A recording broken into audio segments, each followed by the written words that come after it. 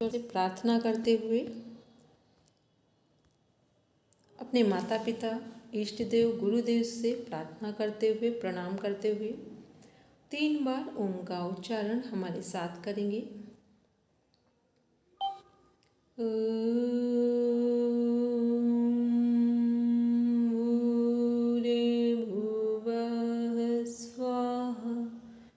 तत्सवितुर्वरेण्यं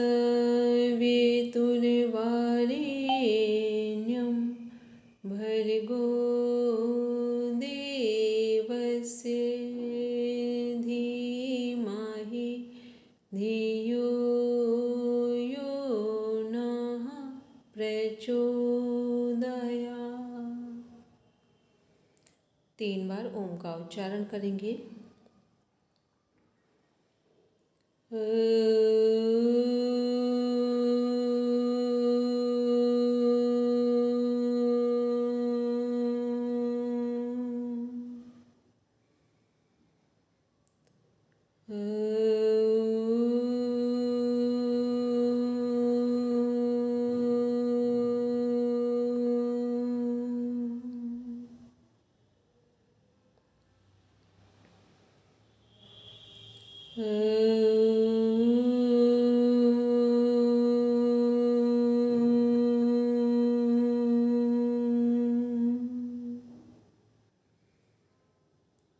सभी लोग आंखें बंद रखेंगे, मन ही मन संकल्प को दोहराएंगे। हम आजीवन यम और नियम का पालन करेंगे, पूरे विश्व में योग की पताका फहराएंगे। हमारे संकल्प बल, दृढ़ता और निर्भयता से भरे हुए हैं, जिनके माध्यम से सकारात्मक दिशा में सब कुछ किया जाना संभव है। इन्हीं भावों के साथ दोनों हथेलियों को आपस में रब करते हुए धीरे से अपनी आंखों पर रखेंगे। कोमलता के साथ अपनी आंखें खोलेंगे।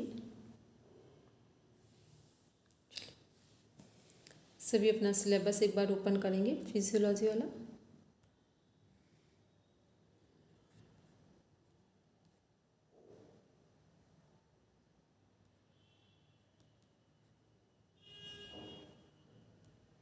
एक बार पढ़ेंगे।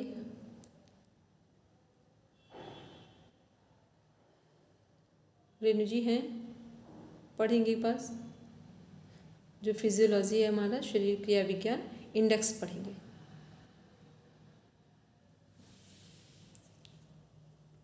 जी मैम।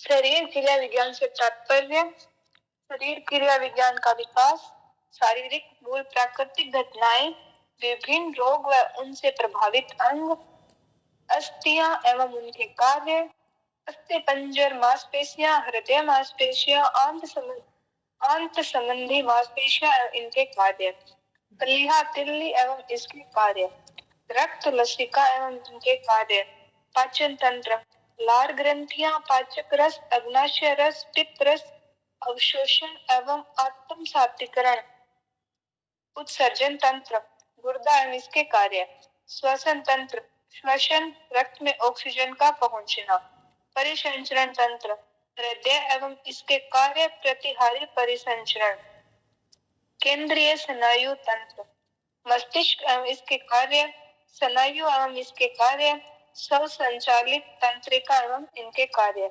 ज्ञानेंद्रिय एवं इसके कार्य, नेत्र, कान, नाक, त्वचा एवं जीवा, अंतःस्रावी अंग, पीयूष ग्रंथि, थायराइड ग्रंथि, थाइमस ग्रंथि, अग्नाशय, अधिवक्र ग्रंथि एवं जनन ग्रंथियां। हम लोग पढ़ रहे हैं फिजियोलॉजी। सिंपल सा हम लोगों ने कॉन्सेप्ट को समझा था कि हमारा फिजियोलॉजी कहाँ होगी, जब एनाटॉमी होगी। ठीक है, यदि एनाटॉमी नहीं है तो फिजियोलॉजी नहीं होगी। इसको हमने एक एग्जांपल से मैच किया था कि जैसे मोबाइल है, यदि मोबाइल जो हार्डवेयर हमारे सामने जो बॉडी है, तो ये है तभी आपके सॉफ्टवेयर या एप्लीकेशंस इसमें काम करेंगे, नहीं अन्यथा सॉफ्टवेयर एप्लीकेशंस आपकी काम नहीं करेंगी। ठीक है, तो वैसे ही हमारा शरीर है, तो फिजियोलॉजी के लिए हमारी बॉडी का होना अत्यंत आवश्यक है। या ये कह दें कि फिजियोलॉजी बिना बॉडी के काम ही नहीं करेगी, अत्यंत नहीं कहेंगे, यस और नो में आंसर देंगे। इसके बाद है शरीर क्रिया विज्ञान। अब ये है क्या? तो जब भी जो हमारा शरीर दिखने वाला है ये एनाटॉमी है। तो जब हम लोग दिखने वाला जो शरीर है उसमें हम हाथ ऊपर करते हैं तो हम अपना फोर्स लगाते हैं, नीचे करते हैं सहज में। आँख हमें देर तक खोलनी है, पलक झपकानी या नहीं झपकानी ये हम समझ पाते हैं। बोलना है नहीं बोलना है, थक जाते हैं नहीं बोलेंगे। तो जो एनाटॉमी जो बाहर है उसको तो हम रियलाइज़ कर पाते हैं, ठीक है। मान लो चोट लग जाए तो हम क्या सोचेंगे, थोड़ी देर नहीं चलेंगे अभी। तो जो कुछ भी एनाटॉमी में बाहर दिख रहा है वहाँ कुछ हम एक्शन रिएक्शन को समझ पा रहे हैं। लेकिन जो फिजियोलॉजी है हमारी, वहाँ जो एक्शन रिएक्शन है वो कई बार तो हम लंबे समय तक बिल्कुल नहीं समझ पाते हैं, ठीक है। क्यों नहीं समझ पाते हैं? क्योंकि वहाँ पर हमारा कंट्रोल नहीं है, वहाँ सपोर्ट है, कंट्रोल नहीं है, ठीक। सपोर्ट क्या हो सकता है कि हमारी जो फिजियोलॉजी है उसको हम किस किस तरह से सपोर्ट दें। सपोर्ट कर सकते हैं लेकिन कंट्रोल नहीं कर सकते। क्यों नहीं कर सकते हैं? क्योंकि जितने फिजियोलॉजी का मीन्स क्या है, हमारे सभी ऑर्गन। तो जो हमारे बॉडी के जितने भी ऑर्गन्स हैं वो अपने आप से काम कर रहे हैं। मान लो अभी हम लोग बात कर रहे हैं तो हार्ट हमारे बिना मेहनत के, बिना एफर्ट के काम कर रहा है। लीवर बिना एफर्ट के काम कर रहा है। मतलब जितनी भी इंटरनल प्रोसेसिंग हो रही, इवन जो हम लोग श्वास भी ले रहे हैं वो भी बिना एफर्ट के ले रहे हैं। एफर्ट लगाना पड़े तो हम श्वास भी नहीं ले पाएंगे, ठीक है। अब जब एफर्ट लगाना होता है तो उसे हम लोग क्या बोलते हैं, प्राणायाम बोलते हैं, ठीक? जब श्वास में एफर्ट लगाना होता है उसे हम प्राणायाम बोलते हैं। और जब एफर्टलेस होते हैं उसी का नाम ध्यान होता है। तो ये क्या है, ये है हमारी फिजियोलॉजी और एनाटॉमी, दोनों के बीच में एक बेसिक डिफरेंस है। अब देखते हैं जो हमारी एनाटॉमी है, तो जो एनाटॉमी है इसमें हमारे फिजियोलॉजी या एनाटॉमी का जो कनेक्टिविटी है, इनको देखेंगे कि अब एनाटॉमी फिजियोलॉजी है इसका मतलब हमारी बॉडी कंप्लीट है। एनाटॉमी फिजियोलॉजी दोनों वर्किंग में है, इट मीन्स लिविंग बॉडी में है, लाइफ पोजीशन में हम लोग हैं। तो अब क्या करना है कि जब हम लोग बात करेंगे कि जो हमारी बॉडी है, बॉडी का फॉर्मेशन कैसे हो रहा है, सबसे पहले यही क्वेश्चन आता है कि बॉडी का फॉर्मेशन कैसे हो रहा है। तो बॉडी का फॉर्मेशन कैसे हो रहा है, एक एक स्टेप से हो रहा है। वैसे तो जाइगोट की बात करते हैं, जिगोट की, तो जाइगोट क्या है हमारा, जो भ्रूण का जहाँ से फर्टिलाइजेशन हो रहा है, लेकिन उसके बाद से देखें तो वो भी एक सेल ही है, ठीक।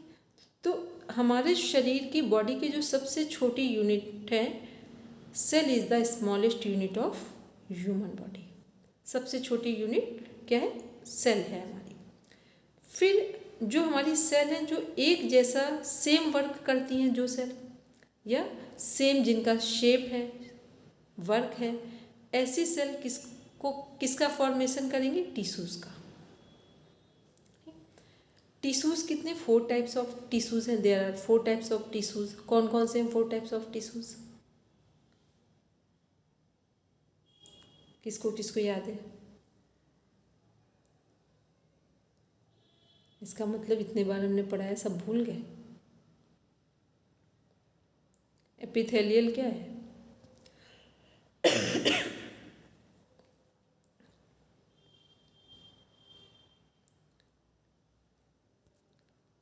किसी को भी याद नहीं?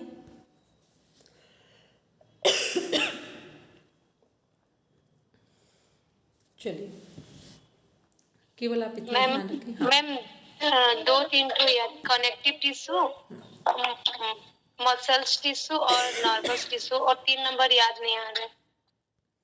एपिथेलियल टिश्यू है हमारा, हाँ। फिर हमारा ये क्या बोलते हैं, कनेक्टिव टिश्यूज़ है जिसमें ब्लड आते हैं। इसके बाद इसी में हमारे मस्कुलर टिश्यूज़ हैं और नर्व्स टिश्यूज़ हैं। मस्कुलर वाला जो टिश्यूज़ है इसको अलग भी कनेक्ट करते हैं, कार्डियक में आप लेते हैं, कार्डियक जो मसल्स हैं हमारे वो भी टिश्यूज़ में कनेक्ट होते हैं। तो हमारे 4 टाइप्स ऑफ जो टिश्यूज़ हैं, इनको आप टिश्यूज़ को हटा दो क्योंकि वो आप लर्न नहीं कर पाओगे, तो उसको भी रहने दो। केवल इतना ध्यान में रखना है कि सेम वर्क है जिनका, सेम साइज़ है, ऐसी जो हमारी सेल्स हैं इनका ग्रुप टिश्यूज़ का फॉर्मेशन करता है, टिश्यूज़ का निर्माण करता है, टिश्यूज़ को बनाते हैं, ठीक। फिर सेम फंक्शन करने वाले, सेम शेप है, फंक्शन है, वो टिश्यूज किसका फॉर्मेशन कर रहे हैं? ऑर्गन का, ठीक, अंग का, एक अंग बनाते हैं। फिर डिफरेंट टाइप ऑफ जो हमारे ऑर्गन्स हैं, डिफरेंट टाइप्स ऑफ ऑर्गन्स हैं, वो मिलकर एक सिस्टम बनाते हैं, सिस्टम का फॉर्मेशन करते हैं। क्योंकि हमारे एक सिस्टम में कई ऑर्गन हैं, ठीक है, एक सिस्टम में कई ऑर्गन्स हैं। सिंगल होगा तो ऑर्गन हो गया, प्लूरल होगा तो ऑर्गन्स हो गया। फिर हमारे 11 सिस्टम हैं, वो पूरी बॉडी का, होल बॉडी फॉर्मेशन करते हैं। तो एक सर्कल कैसे बनेगा? सेल, एरो लगाकर टिश्यूज, टिश्यूज को एरो लगाएंगे ऑर्गन्स, ऑर्गन्स को एरो लगाएंगे हमारे सिस्टम्स, 11 सिस्टम्स, और 11 systems as equal to whole body formation, संपूर्ण शरीर का निर्माण। ये आपके लिए एक जैसे होता है ना, इस बेस के बिना तो कुछ भी नहीं है, तो इस बेस को ध्यान में रखना है सभी को।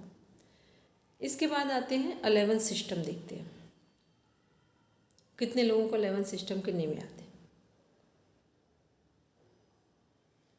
एक बात बताओ, आप सब लोग ऐसे पढ़ते हो तो अपने घर के बच्चों को कैसे पढ़ाते होगे?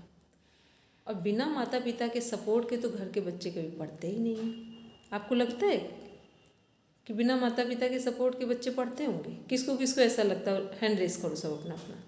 हो सकता है हमारी समझ ना हो, आप लोगों की समझ ज़्यादा अच्छी हो। कितने भी आप ट्यूटर लगवा दो और कितनी भी अच्छी व्यवस्था कर दो, जब तक पेरेंट्स के साथ बच्चों का कम्युनिकेशन स्ट्रांग नहीं होता है, तब तक उनका जो कॉन्सेप्ट होता है वो क्लियर नहीं होता है, ठीक है। क्योंकि जो पेरेंट्स होते हैं ना, उनकी पैम्परिंग के साथ बच्चे बहुत जल्दी सीखते हैं, और जो सीखते हैं वो लॉन्ग टाइम के लिए सीखते हैं। बोलेंगे Leetu ji? Yes ma'am. skeletal system, muscular system, skin system, nervous system, endocrine system, respiratory system, lymphatic system, circulatory system, digestive system, ये reproductive system और excretory system। Very good. ये बताओ हमको लीतू, आपने देखा था क्या? बिल्कुल नहीं देखा? No ma'am. चलो, नो मैम। इसका मतलब लीतू ने सही से पढ़ा है, ठीक। ऐसा नहीं कि कोई बहुत बड़ा काम है, छोटा सा एक काम है, लेकिन कुछ चीज़ें ऐसी होती है इसमें बहुत डीप में आपको जाना ही नहीं, बस बेसिक चीज़ों को समझना था केवल। मैम ये लास्ट क्लास में हम इसको लर्न कर दिए थे। हमने सभी को लर्न कराया था, लेकिन आज पता नहीं कैसे आप सब भूल गए हो। और किसी को लर्न है? मतलब हमारी क्लास में बस लीतू ने ध्यान दिया था और किसी ने ध्यान से पढ़ा ही नहीं था। ये तो मेरे लिए एक्शन और रिएक्शन भी बोल सकते हैं, कॉम्प्लीमेंट और कमेंट दोनों बोल सकते हैं। चलिए बोलेंगे ज्योत्सना जी? मैं हिंदी में कहूँ? हाँ कोई बात नहीं, हमने पहले बोल दिया, हिंदी में बोलिए। हिंदुस्तान में तो हिंदी सबसे अच्छी मातृभाषा है। बोलेंगे कंकाल तंत्र, मांसपेशिया तंत्र, त्वचा तंत्र, तंत्रिका तंत्र, अंतःस्रावी तंत्र, श्वसन तंत्र, लसिका तंत्र, रोग प्रतिरक्षा तंत्र, रक्त परिसंचालन तंत्र, पाचन तंत्र, तंत्र और प्रजनन तंत्र। वेरी गुड, बहुत बढ़िया, ठीक है। चलिए, कम से कम 2 लोगों ने बताया, अच्छा लगा। ये हमने इसलिए पूछा कि सभी को सिस्टम जिनको लर्न नहीं है वो लर्न कर लेंगे, ठीक है, क्योंकि मेन चीज़ों को देख लेंगे, बाकी तो उसमें जो कुछ आएगा क्वेश्चन फिर उसको आप बता सकते हैं, लेकिन हमें नाम ही नहीं पता है कि कौन सा सिस्टम है और किस सिस्टम में कितने ऑर्गन हैं, वहाँ प्रॉब्लम्स आएंगी। अब हम लोग बात करते हैं जो स्केलेटन सिस्टम है, इसका वर्क क्या है, फंक्शन क्या है। स्केलेटन सिस्टम, कंकाल तंत्र का फंक्शन क्या है, कार्य क्या है?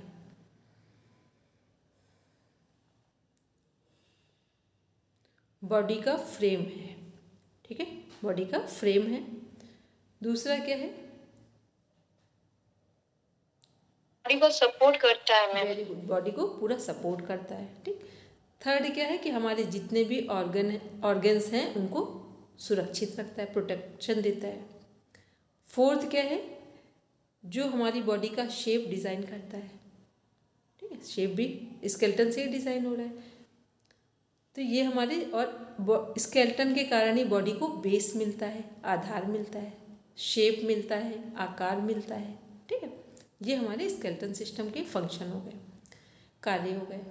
इसके बाद आते हैं मस्कुलर सिस्टम, सॉरी हाँ ठीक है, मस्कुलर ही, फिर स्किन इसके बाद आया। मस्कुलर सिस्टम देखते हैं, मांसपेशी तंत्र। मस्कुलर सिस्टम का फंक्शन क्या है?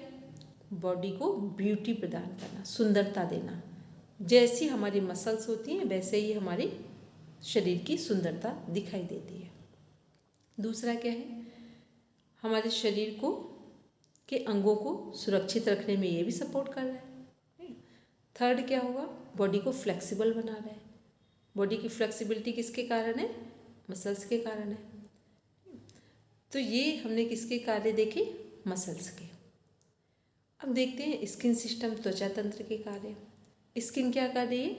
हमको सभी तरह के मौसम से, जो हमारे सर्दी, गर्मी, बारिश है, धूप है, इन सब से बचाने का कार्य त्वचा करती है।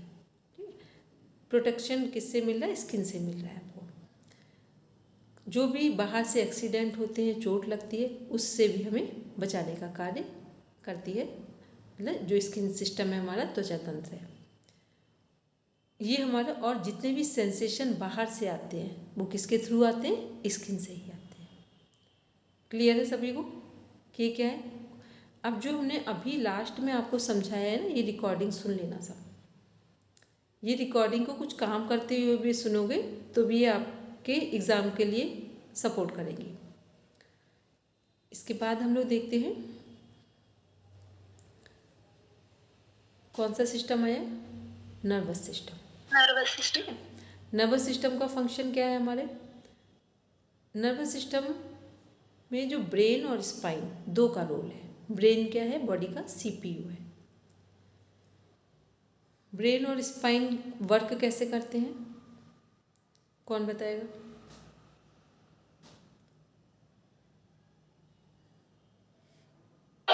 मैम स्पाइन मैसेज देता है ब्रेन को, फिर ब्रेन उसके हिसाब से अकॉर्डिंग टू दैट वो वर्क करता है। फिर उसका ब्रेन का जो मैसेज है उसका क्या करेंगे हम?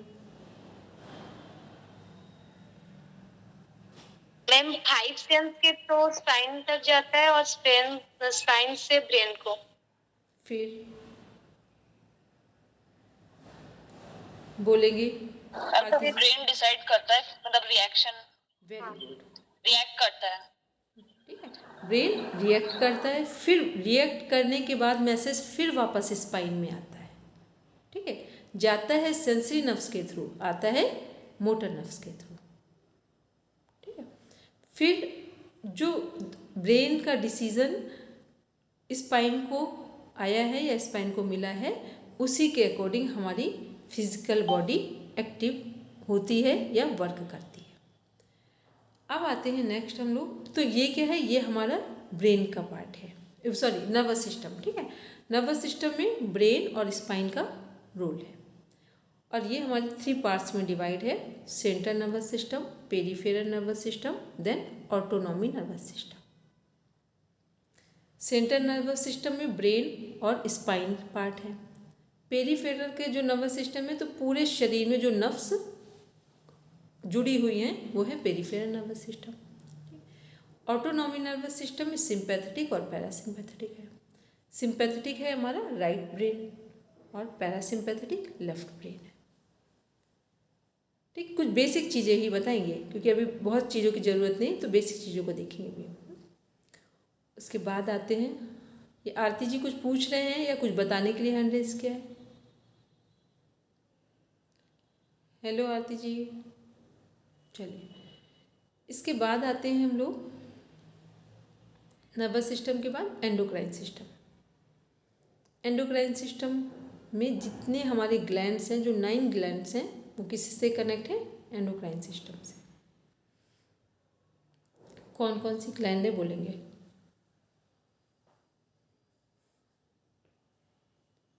बोलेंगे शीतल जी?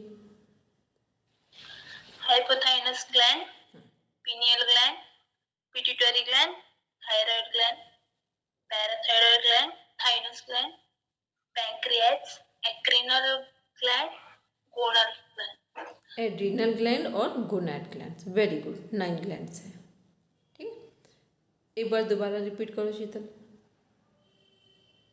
हाइपोथाइमस gland, pineal gland, pituitary gland, thyroid gland, parathyroid gland, thymus gland, pancreas, adrenal gland, gonal gland। इसको प्रोनाउंसिएशन ठीक करेंगे शीतल जी, एड्रीनल, एड रीनल ग्लैंड, ठीक, एड्रीनल, हाँ ठीक है, ये है। और लास्ट है गोनैड ग्लैंड। ठीक, तो ये हमारी 9 ग्लैंड्स हैं। ये किससे संबंधित हैं? एंडोक्राइन सिस्टम से। और सभी ग्लैंड्स कैसी हैं? डक्टलेस हैं, उनमें कोई भी डक्ट नहीं लगी हुई है। ग्लैंड्स से जो हार्मोन्स, ग्लैंड्स का वर्क क्या है? हार्मोन्स को सिक्रेट करना। ये हार्मोन्स सिक्रेट कैसे होते हैं बॉडी में? ये हार्मोन्स बॉडी में ब्लड के साथ, ब्लड के थ्रू ऑक्सीजन के साथ या ब्लड और ऑक्सीजन के साथ मिलकर अपने टारगेट एरियाज में काम करते हैं। यदि ब्लड में ऑक्सीजन की कमी होगी तो भी आपके जो हार्मोन्स हैं वो प्रॉपर वे में वर्क नहीं करेंगे। इसीलिए अनुलोम विलोम प्राणायाम, नाड़ी शोधन प्राणायाम को करने के लिए बोला जाता है। इससे क्या होगा कि जैसे ही बॉडी में आपका ऑक्सीजन प्रॉपर वे में फ्लो करेगा ब्लड के साथ, तो आपके जो हार्मोनल इम्बैलेंसेस की जो प्रॉब्लम है वो नॉर्मल होना शुरू हो जाएगी। किसी का हीमोग्लोबिन बिल्कुल कम हो गया हो, उसे 3 महीने 20 मिनट चेन सिस्टम में प्राणायाम करा दो, ऑटोमेटिक उसका हीमोग्लोबिन अच्छा हो जाएगा बिना किसी सपोर्ट के। ठीक है, तो ये क्या है, जो भी हम पढ़ते हैं ना, पढ़ते समय यदि हम कॉन्शियस लेवल पे बैठे तो पढ़ने में ही हमारे जीवन की समस्याओं का समाधान छिपा होता है। बोलेंगे Ritu ji? Yes ma'am. Ma'am जैसे कि आप बोले कि 3 महीने कंटिन्यू नाड़ी शोधन प्राणायाम करने से haemoglobin level 20 minutes chain system. तो मान लीजिए कोई विदाउट विटामिन जैसे कि हीमोग्लोबिन का मेडिसिन बिना ले लिए, मतलब नहीं लेने से भी मतलब वो अपने आप बढ़ेगा? बढ़ेगा, श्योर बढ़ेगा, क्योंकि आपका हीमोग्लोबिन इसलिए भी कम होता है क्योंकि आप सही तरीके से श्वास नहीं लेते हैं, तो ब्लड में ऑक्सीजन पहुंच नहीं रहा है। आप अच्छे से अच्छी डाइट ले रहे हैं, मेडिसिन ले रहे हैं, लेकिन ऑक्सीजन प्रॉपर ब्लड के साथ जा ही नहीं रहा है, तो फिर वो डाइट और जो मेडिसिन हैं वो प्रॉपर वर्क नहीं करते हैं। ठीक है, और कुछ वो नहीं भी ले और अनुलोम विलोम या नाड़ी शोधन प्राणायाम का अभ्यास करें, आप देखेंगे बहुत, आप केवल 1 वीक करेंगे तो 1 वीक के बाद आपके शरीर से, बॉडी से वीकनेस जाना शुरू हो जाएगी। बोलेंगे आरती जी कुछ कह रहे हैं? आरती जी, जब हम आपसे कहते हैं बोलिए तब आप बोलती नहीं है, और जब सब लोग बोल रहे होते तब आपका हैंड रेज हो जाता है। अब ये समझ नहीं पा रहे ऑटोमेटिक चल रहा है या अवेकनिंग कंडीशन में चल रहा है। चलिए कोई बात नहीं। ठीक, अब हम लोग आते हैं नेक्स्ट, देखते हैं एंडोक्राइन सिस्टम की जो ग्लैंड्स हैं। ये अभी हम लोगों ने बात की कि 9 ग्लैंड्स हैं, इनसे हार्मोन्स निकलते हैं, और ये हार्मोन्स कब काम करेंगे? जब बॉडी में ब्लड के साथ ऑक्सीजन प्रॉपर वे में फ्लो करेगा, और इसमें हार्मोन्स साथ में फ्लो करेंगे। किसके साथ? ब्लड और ऑक्सीजन के साथ। लेकिन कहाँ फ्लो करेंगे? अपने टारगेट एरियाज में। ये ध्यान रखना है। ठीक, टारगेट एरियाज को बिना लगाए हार्मोन्स का आंसर कंप्लीट नहीं होता है। टारगेट एरियाज में हुआ कि हमने किया तो प्राणायाम है, सही ढंग से श्वास ली है जिसमें ऑक्सीजन पहुंची है ब्लड में। अब क्या होगा? थायराइड अपना हार्मोन सही तरीके से सिक्रेट होगा थायराइड ग्लैंड से।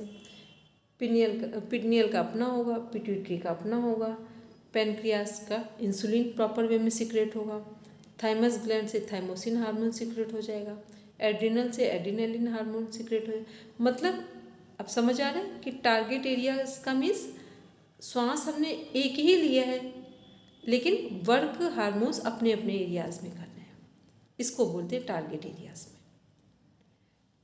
अब देखते हैं इसके बाद हम लोग आते हैं एंडोक्राइन सिस्टम के बाद रेस्पिरेटरी सिस्टम में। रेस्पिरेटरी सिस्टम के ऑर्गन कौन कौन से हैं?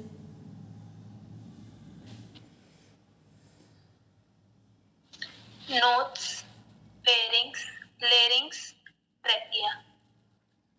windpipe through. Very good. और बोलेंगे ज्योत्सना जी? हाँ मैम। नाक, नाक की गुहा, साइनस, गला, श्वसन, स्वर, वो स्वर स्वर यंत्र, स्वर यंत्र। यंत्र। ठीक है। लंग्स, ये बताओ लंग्स के बिना रेस्पिरेटरी सिस्टम तो मैं वही बोलने वाली थी, अभी लंग्स रह गए। मतलब लंग्स को हटा के हमने सब बता दिया। ऐसा नहीं करेंगे, ठीक है मैम? वो एल्विस बोला था जो जिसमें गैस चेंजेस होते हैं, वो ऑर्गन ऑर्गन है क्या? सेल्स है। Cell, okay. एल्वियोल्स, ठीक, एल्वियोलाइज या एल्वियोल्स, वहाँ पर क्या है, गैसेस का आदान प्रदान होता है, गैसेस ट्रांसफॉर्म होते हैं, एक्सचेंज होते हैं गैसेस, ऑक्सीजन कार्बन डाइऑक्साइड में चेंज होता है, ठीक है। तो एक्सचेंज होता है, चेंज नहीं हो, एक्सचेंज होगा। तो ये क्या है, हमने किसके अंग देखे, रेस्पिरेटरी सिस्टम के। क्योंकि रेस्पिरेटरी सिस्टम क्या है, हम भोजन के बिना 3 दिन रह सकते हैं, नहीं, भोजन के बिना करीब 10 से 12 दिन रह सकते हैं, पानी के बिना 4 से 5 दिन रह सकते हैं, लेकिन बिना श्वास के कुछ मिनट भी रहना मुश्किल है। तो इसलिए लंग्स जो रेस्पिरेटरी सिस्टम है, ये हमारे जीवित होने का, स्वस्थ होने का प्रमाण है, एविडेंस है। तो यहाँ हमने क्या देखा, नोज, फिर फेरिंग्स, लैरिंग्स, ट्रैकिया जिसको विंड पाइप भी बोलते हैं, फिर लंग्स, ब्रोंकाई, ब्रोंक्यूल्स, लास्ट में है एल्वियोल्स। और जो हमारी बॉर्डर लाइन है उसका नाम है, जो डाइजेस्टिव और रेस्पिरेटरी सिस्टम की जो बॉर्डर लाइन है उसको क्या बोलते हैं, डायफ्राम, ठीक, उसको क्या बोलते हैं, डायफ्राम। ये सब क्वेश्चन हैं, डायफ्राम, डायफ्राम बोलते हैं। अब देखते हैं हम लोग, जो सभी को पता है कि लंग्स का कार्य क्या है, ब्लड को प्यूरिफाइड करना। किसके द्वारा प्यूरिफाइड करना, हवा में जो श्वास ले रहे हैं उसमें जब ऑक्सीजन मिलता है तो हमारे लंग्स क्या कर रहे हैं, ब्लड को प्यूरिफाइड करते हैं। हेलो लीना जी, प्लीज़, ये क्लास है, 1 मिनट म्यूट करेंगे, ठीक है, बंद, म्यूट हो गया। चलिए, हम लोग बात कर रहे थे कि लंग्स की, लंग्स का फंक्शन क्या है, ब्लड को प्यूरिफाई करना।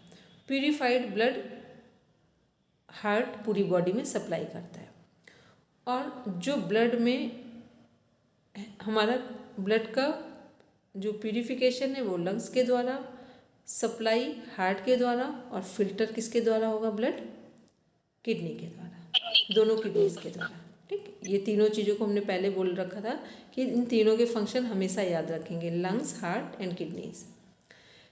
इसके बाद हम लोग देखते हैं, लंग्स के बाद नीचे आते हैं, सॉरी, रेस्पिरेटरी सिस्टम के बाद आते हैं सर्कुलेटरी सिस्टम। सर्कुलेटरी सिस्टम रक्त परिसंचरण तंत्र, इसके जो मेन हमारे ऑर्गन है वो कौन है, heart, blood, arteries, veins, capillaries, heart, blood, arteries, veins, capillaries, ये क्या है, ये हमारे सर्कुलेटरी सिस्टम के ऑर्गन हैं। ऑर्गन भी कह सकते हैं, ब्लड तो एक टिश्यू है, कनेक्टिव टिश्यू है, ऑर्गन में नहीं आएगा। और हार्ट का वर्क क्या है, अभी हमने जस्ट बताया था कि पूरे शरीर में प्यूरिफाइड ब्लड की बॉडी में सप्लाई करना, पूरे शरीर के सभी अंगों में पहुंचाना। और फिर इम्प्यूरिफाइड ब्लड को हार्ट कहाँ ले जाएगा, हार्ट कहाँ लेकर आएगा इम्प्यूरिफाइड ब्लड को? सबको मेरा क्वेश्चन सुनाई दे रहा है, हमने क्या पूछा है? वापस लंग्स के पास ले जाएगा। जब लंग्स ही प्यूरिफिकेशन कर रहे हैं ब्लड का, तो प्यूरिफाइड ब्लड हार्ट ने बॉडी को पहुंचा दिया, फिर हार्ट जो इम्प्यूरिफाइड ब्लड लेकर आए वो किसको देगा, फिर से वो लंग्स को दे देगा, क्योंकि जिसका जो कार्य है उन्हीं को तो मिलेगा वो जो काम, ठीक है। तो वो फिर वापस जो इम्प्यूरिफाइड ब्लड है वो लंग्स के पास प्यूरिफिकेशन के लिए वापस आएगा। और ध्यान रहे जितनी देर में हम श्वास लेते हैं ये क्या है, ब्लड का प्यूरिफिकेशन हुआ है लंग्स के द्वारा और हार्ट ने पूरे शरीर में प्यूरिफाइड ब्लड को पहुंचा दिया है, सप्लाई कर दिया है। फिर नेक्स्ट स्टेप क्या हुआ, जैसे ही हमने श्वास को बाहर फेंका, बाहर छोड़ा, एक्सहेल किया, हार्ट ने इम्प्यूरिफाइड ब्लड किसको दिया, लंग्स को, और लंग्स ने किसको वापस किया, बाहर, कार्बन डाइऑक्साइड के रूप में बाहर कर दिया। तो श्वास लेने और छोड़ने के लिए दम में ही बॉडी में हार्ट पूरे शरीर में प्यूरिफाइड ब्लड को सप्लाई कर देता है और इम्प्यूरिफाइड ब्लड को जैसे ही हम श्वास बाहर करते हैं उसे गैस के फॉर्म में, कार्बन डाइऑक्साइड के फॉर्म में बाहर कर देता है। ठीक है, अब आते हैं नेक्स्ट, देखते हैं लिम्फेटिक सिस्टम। लिम्फेटिक सिस्टम क्या है, हमारा इम्यून सिस्टम भी है। लिम्फेटिक सिस्टम में जितने हमारे ब्लड सेल्स हैं वो कनेक्ट होंगे, RBC, WBC, platelets, plasma. RBC, WBC, platelets, plasma. RBC क्या है, हीमोग्लोबिन के लिए रिस्पॉन्सिबल है। डब्ल्यूबीसी इम्यूनिटी के लिए। ठीक है, प्लेटलेट्स हमारे इसलिए कि हमारे जो शरीर में ब्लड है वो कहीं क्लॉटिंग्स के रूप में इकट्ठा ना हो जाए। ठीक है, क्लॉटिंग्स मतलब ऐसा जो सपोर्ट हो कि ब्लड ठीक रहे, ना तो वो ऐसा हो कि बाहर निकल जाए शरीर से और ना इतना स्टिफ हो जाए कि वो वहाँ से फ्लो ही ना हो। तो ये जो प्लेटलेट्स हैं ये क्या करते हैं, ये सपोर्ट करते हैं। विटामिन के पढ़ते हैं ना, विटामिन के की कमी से क्या होता है, खून का जो थक्का है वो बनना बंद होता है। इसके बाद हम लोग देखते हैं प्लाज्मा। प्लाज्मा क्या है, एक लिक्विड, ब्लड में एक लिक्विड पदार्थ है या लिक्विड है जिसके अंदर ये सारी सेल जो है हमारे आरबीसी, डब्ल्यूबीसी, प्लेटलेट ये सब फ्लो करते हैं, तैरते हैं, फ्लोट करते हैं। अब आते हैं नेक्स्ट, देखते हैं हम लोग system, digestive system. Digestive system में कितने अंग हैं बोलेंगे?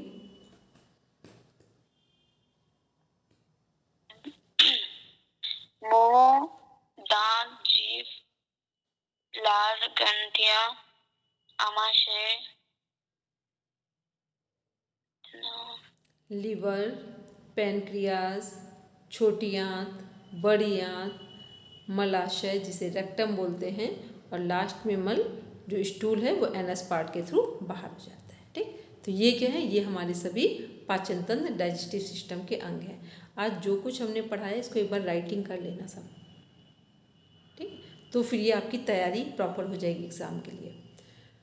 और ये पाचन तंत्र के सभी अंग हैं और पाचन तंत्र को किसके द्वारा सहायता मिलती है, जब हम जो भोजन ग्रहण करते हैं उसको यदि हम मुख में ही सही ढंग से चबा लेते हैं, चबा चबा कर खाते हैं, अंदर ले जाते हैं, तो ये पाचन तंत्र का सपोर्ट है। जैसे श्वास लेने में ऑक्सीजन पहुँचे, ये किसके लिए सपोर्ट है, लंग्स और हमारे हार्ट का सपोर्ट है, हार्ट के लिए सपोर्ट है। ऐसे ही पाचन तंत्र को यदि हमें सपोर्ट देना है तो क्या करना है कि सही भूख लगे तब भोजन करेंगे और जो भोजन कर रहे हैं उसको चबा चबा कर करेंगे और आराम से करेंगे, तो पाचन तंत्र आपका ठीक रहेगा।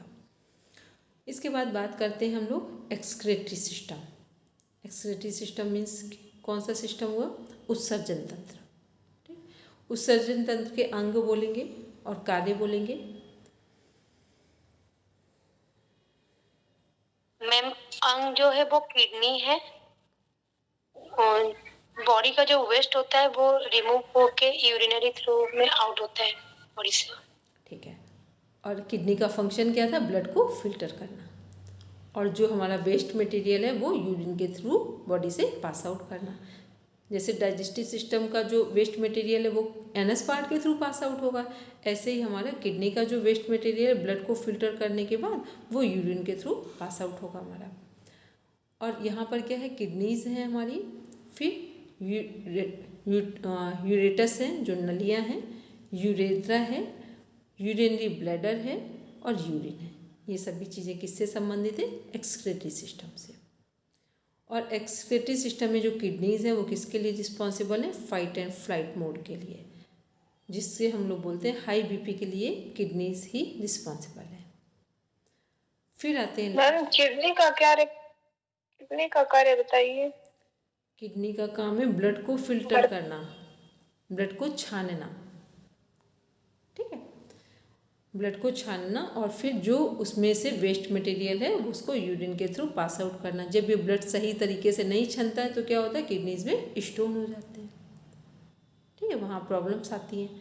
और जब ये सही तरीके से छन जाता है तो फिर फिल्टर होने के बाद यूरिन के थ्रू पास आउट हो जाएगा, तो वहाँ कोई प्रॉब्लम नहीं आएगी। तो इन सब में हमें प्राणायाम सपोर्ट करता है। अपने सभी सिस्टम को ठीक रखना हो तो अनुलोम विलोम नाड़ी शोधन प्राणायाम 20 मिनट चेन सिस्टम में डेली करें। इसके बाद आते हैं gonad glands, sorry reproductive system, जिसके अंदर हमारे ग्लैंड्स, हमारी गोनाड ग्लैंड्स है। रिप्रोडक्टिव सिस्टम क्या है, मेल और फीमेल का स्ट्रक्चर अलग है, इसलिए ये दोनों यहाँ पर जो ग्लैंड्स हैं वो अलग अलग होंगे।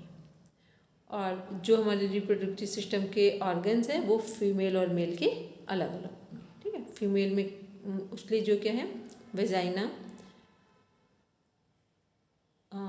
एक चीज़ है cervix, vagina, cervix, ovaries, endometrium valve, fallopian tubes, ठीक है। ये सब किसके पार्ट है, हमारे सभी फीमेल के ऑर्गन्स हैं। फिर मेल में क्या है, और इनका जो हार्मोन निकलता है वो कौन सा, एस्ट्रोजन, प्रोजेस्ट्रॉन। गोनाड ग्लैंड से निकलने वाला जो हार्मोन है एस्ट्रोजन और प्रोजेस्ट्रॉन हार्मोन है। और जो मेल का हार्मोन निकलता है ये फीमेल के हार्मोन से। मेल के हार्मोन कौन कौन से, टेस्टोस्टेरोन, जो जैसे फीमेल की ओवरीज हैं वैसे ही मेल की टेस्टिस से ये हार्मोन निकलते हैं। तो ये हम लोग ने अभी एक ब्रीफ इंट्रोडक्शन देखा, किसके बारे में, कंप्लीट हम लोग ने किस पर चर्चा की है अभी, जो हमारे 11 सिस्टम है, ठीक, पूरे बॉडी का फॉर्मेशन कैसे होता है और 11 जो हमारे सिस्टम हैं वो उनके फंक्शन क्या हैं, ग्लैंड्स कौन सी हैं, इन पर बात की। कल हम लोग ग्लैंड्स, उनके हार्मोन्स और जो हमारे सिस्टम हैं उनका जो, उन्हें कैसे योग और प्राणायाम से सिस्टम को सपोर्ट दे सकते हैं, ठीक है, सिस्टम से संबंधित समस्याओं को ठीक कर सकते हैं। तो ये हम लोग कल देखेंगे। आज हम आपकी क्लास को यहीं कंप्लीट करेंगे। सब बैठेंगे शांति पाठ के लिए, क्योंकि इसकी बैटरी डिस्चार्ज होने वाली है। ओम शांति शांति शांति, सर्वारिष्टसु शांतिर्भवतु। Now rub your palm, touch your eyes, then open your eyes. चलिए सबको प्रणाम। रिकॉर्डिंग भी ध्यान से सुन लेंगे और एक बार की नोट्स बना लेंगे, कल का पढ़ाएंगे बस कंप्लीट हो जाएगा आपका, ठीक है। चलिए सबको शुभ रात्रि।